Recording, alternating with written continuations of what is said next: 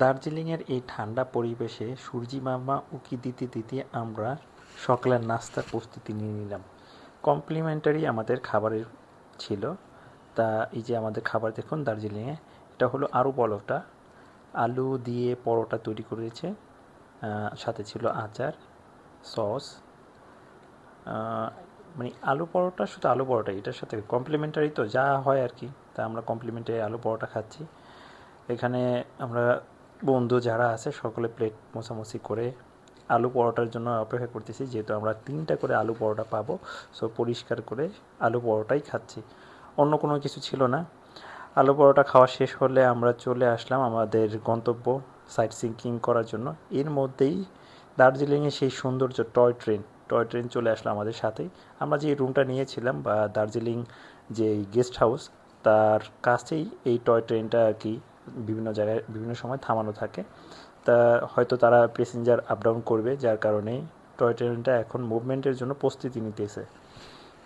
আমরা দেখলাম, কিন্তু পকেটে টাকা নাই, যার কারণে টয় ট্রেনে ওঠার সামর্থ্য বা শক্তি কোনোটাই আমাদের নাই।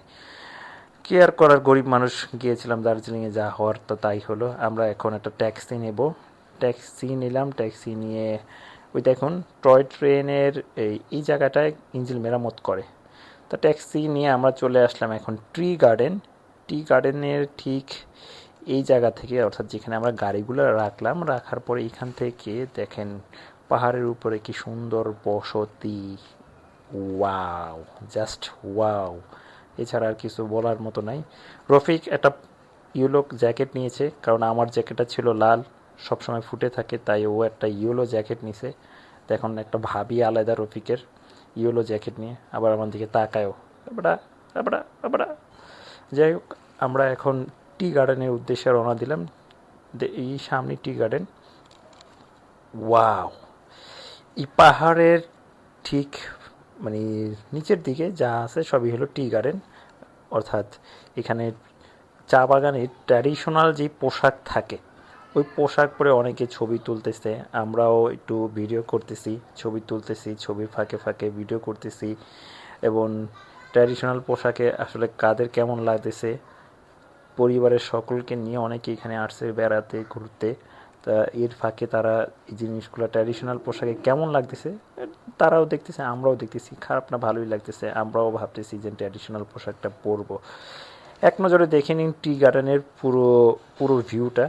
হয়তো মোবাইলের যেইভাবে আমরা ভিডিও করতেছি, চোখের দেখা আর মোবাইলের ভিডিওতে অনেক পার্থক্য, অনেক, এটা বলে বোঝানো যাবে না। যাই হোক, আমরা এখন ট্র্যাডিশনাল পোশাক পরে, দেখেন আমি একটা ছোটোখাটো নাচ টাচ পারি না, ছোটোখাটো একটা নাচ দিলাম কোমর ধুলাইয়া। তা আমার চাইতে আরও ভালো অনেক সুন্দর সুন্দর ট্র্যাডিশনাল পোশাক পরে আছে তারা, লাল, নীল, কালো। না, কালোটা ট্র্যাডিশনাল পোশাক না, এটা রেগুলার পোশাক ইন্ডিয়ানদের। আমরা খুব সুন্দর পরিবেশটা পেয়েছিলাম, কারণ মনে হইতেছিল যে কিছুক্ষণ পর পরই এই কুয়াশা কুয়াশা আসতেছে, আসলে কুয়াশা না, এগুলো মেঘ। তা আমরা এখান থেকে এখন রওনা দিব। আমরা রওনা দিয়ে যাব হলো পাতালি লুপ, বাতাসি লুপ। এটা দার্জিলিংয়ের একটা সুন্দর ফেমাস জায়গা, যেখানে লেখা আছে আই লাভ দার্জিলিং। এই জায়গা থেকে খুব সুন্দরভাবে দার্জিলিংয়ের মনোরম পরিবেশটা দেখা যায়। ওই দেখুন, টয় ট্রেনে করে দার্জিলিংয়ের পর্যটক যারা, মানে যাদের একটু টাকা পয়সা আছে ভালো, তারা ঘুরতেছে। আমরা টাকা পয়সা নাই, তাই আমরা ভিডিও করতেছি। যার যতটুকু মানে শান্তি, আমরা এই শান্তিটাই উপভোগ করতেছি। বাতাসের লুপ থেকে, আসলে বাতাসের লুপ বলার কারণটা কি আমি জানি না, তবে এখানে প্রচণ্ড বাতাস, মনটা একবারে ফ্রেশ হয়ে যাবে, এত ভালো লাগবে। যারা গিয়েছেন তারা তো অবশ্যই জানেন যে বাতাসের লুপের কতটা সুন্দর লাগে, কতটা ভালো লাগে, গায়ে একটা সুন্দর বাতাস লাগে। বাতাসের লুপের এখান থেকে অনেকে দূরবীনের মাধ্যমে অনেক কিছু দেখতে পারে, দেখায়। আসলে কি দেখায় আমরা দেখি নাই, তবে যতটুকু মনে হলো চোখ দিয়ে যা দেখতেছি এটাই অনেক ভালো লাগতেছে। তো এই বাতাসের লোভে অনেকেই আবার ট্র্যাডিশনাল পোশাকও পরে আসছে। ট্র্যাডিশনাল বলতে এখানকার চা বাগানের যে ট্র্যাডিশনাল পোশাক এখানে ভাড়া দেওয়া হয়, ওইটাই ওনারা পরছে। এই যে দেখুন লাল নীল পোশাক পরে ওনারা ছবি তুলবে, কপতিরা খুব ভালোই দেখাচ্ছে তারা, ভালো। আমরাও টয় ট্রেন আসবে অপেক্ষায় সেলফি অপেক্ষায় ছিলাম, কিন্তু টয় ট্রেনটা কী কারণে আসলো না জানি না, হয়তো ডিস্টার্ব হয়েছে, ওই জায়গায় গিয়ে থেমে গেছে। আমরা একটা ভাব নিয়ে আসলাম এ আয় টয় ট্রেন আয়, ছবি তুলে নেবে এই ফাঁকে, কিন্তু আসতেছে না। অনেকক্ষণ দাঁড়িয়ে আমরা টয় ট্রেনের অপেক্ষা আর করলাম না, দেখলাম যে যান্ত্রিক ত্রুটি হয়েছে সম্ভবত। যাই হোক, টয় ট্রেনটা পুরো দার্জিলিংটা ঘুরে আনে, দেখায়। যাই হোক, আমরা এখন বাতাসি লোপ থেকে চলে যাচ্ছি হলো জাপানি গার্ডেনের উদ্দেশ্যে। আমাদের ট্যাক্সি জাপান গার্ডেনের উদ্দেশ্যে রওনা হয়েছে। জাপান গার্ডেন যাওয়ার পরে এরকম বিশাল বিশাল গাছ দেখতে পারবেন, যেগুলো রাস্তার দুই পাশে, এবং খুব চিকন রাস্তা, দুইটা গাড়ি পাসিং হতে খুবই কষ্ট হয়ে যায়। তারপরও পাহাড়ি রাস্তা যেহেতু খুব ভালো, একটা ঠান্ডা ঠান্ডা পরিবেশ আসে, খুব ভালো লাগে। আমি জানি না এই বড় বড় গাছগুলো কী গাছ বলে, বাইন গাছ বলে না ঝাউ গাছ বলে, আপনারা জানিয়ে দিবেন যে আসলে এগুলো কী গাছ বলে।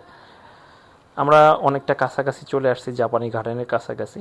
জাপানি গার্ডেনের ঠিক যাওয়ার মুহূর্তে একটু গান টান শুনতে শুনতে যাচ্ছি, ভালোই লাগতেছে। রাস্তাটাও চিকন চাকন, আমার মতোই চিকন চাকন। অবশেষে আমরা একবারে জাপানি গার্ডেনের সম্মুখে বা নিকটবর্তী স্থানে। এই দেখুন, বিশাল বিশাল গাছ, ক্যামেরাতে অবশ্য ছোট ছোট দেখা যাচ্ছে, কিন্তু গাছগুলো অনেক বিশাল, অনেক বিশাল। তা গাড়ি আর বেশি উপরে যাবে না, আমরা এখানে নেমে যাব। এখান থেকে হাঁটার রাস্তা হেঁটে আমরা জাপানি গার্ডেনের উদ্দেশ্যে, জাপানি গার্ডেন বা জাপানি টেম্পল যেটাকে বলে, ওই জায়গায় যাব। আমরা গাড়ি পার্কিং করলাম। দেখেন গাড়ি পার্কিং যেখানে করেছে তার সাথে একটা ড্রেনের বা পানি নিষ্কাশনের জায়গা, এবং পাশে অন্য একটা গাড়ি গেলে হাঁটার রাস্তাও থাকে না। যাই হোক, এরপরও বলবো যে অনেক সুন্দর, অনেক সুন্দর। জাপানি গার্ডেনের মূল আকর্ষণ হলো এই জাপানি টেম্পলটা, অর্থাৎ এই টেম্পেলের এই সাদা টেম্পলটাই হলো জাপানি গার্ডেনের মূল আকর্ষণ। তো এই আকর্ষণটা কি জানি না, তবে যে কুয়াশাটা আসতেছে আর যেটা শরীরে লাগে, এটা বলে বোঝানোর মতো কিছু নাই। যে উপলব্ধি করেছে সেই বুঝতে পারবে এটার আনন্দটা কেমন, অসাধারণ আনন্দ। দেখুন, টেম্পেলের উপরে সাদা কুয়াশা কুয়াশা দেখা যাচ্ছে, আবার কালো কালো গাছের মতো দেখা যাচ্ছে। এই কুয়াশা কুয়াশা যেটা দেখা যাচ্ছে, এটাই হলো মেঘের মতো। এটা শরীরে যখন লাগে একটা অন্যরকম ভালো লাগে, অন্যরকম একটা অনুভূতি লাগে। মনে হয় যেন কী জানি কি পাইলাম, কী জানি কি পাইলাম, এরকম এরকম লাগতেছে। যাই হোক, আমার অনুভূতিটা আপনাদেরকে শেয়ার করলাম। আপনাদের অনুভূতি কেমন লাগে সেটাও আমাকে জানাবেন। জাপানি টেম্পেলের উপর থেকে দৃশ্যটা অনেকটা এরকম। তাদের এখানে একটা চার্চ আছে, এই চার্চে তারা বিভিন্ন যেই ধর্মীয় কার্যক্রম চলে ওগুলো তারা চালায় জাপানি টেম্পলের এই চার্চটাতে। টেম্পলের প্রবেশ মুখটাই অনেকটা এরকম, ভিতরে কি আছে আমরা দেখতে পারি নাই, কারণ ভিতরটা সম্পূর্ণই সিক্রেট। যাই হোক, আজ এই পর্যন্তই। আগামী এপিসোডে হয়তো আবার দেখা হবে। সকলে ভালো থাকেন, সুস্থ থাকেন।